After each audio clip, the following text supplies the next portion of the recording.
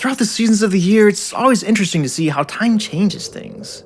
Speaking of time changes, there's something I've always wanted to try. Taking songs in counts of 3 like Seal's Kiss from a Rose or Billy Joel's Piano Man, and turning them into counts of 4 like almost all other famous songs. It's actually a little difficult even to find songs in the 3-count field, often referred to as waltz. But ironically, while doing a questionable metal cover of the Chipmunks' Christmas Don't Be Late, I realized not only is that song in 3/4, but a lot of Christmas songs are actually. So I've composed a little holiday medley for my first foray into this time-changing experiment, further tying the year together by incorporating instruments we've been using.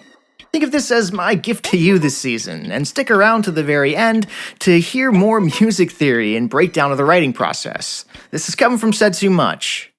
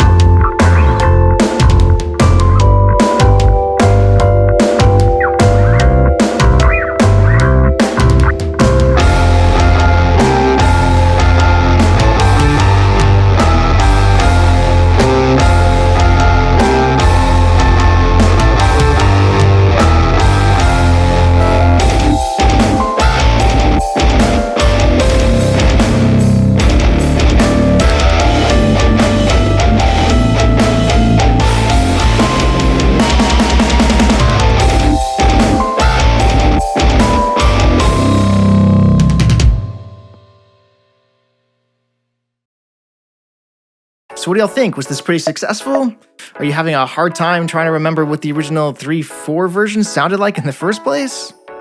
When first dropping the melodies over the chords here, I actually could have sworn I've heard some of these versions before, maybe even in other medleys that flowed into 4/4 songs like Jingle Bells. Some of them sounded different, but they were all way more subtle than I was expecting.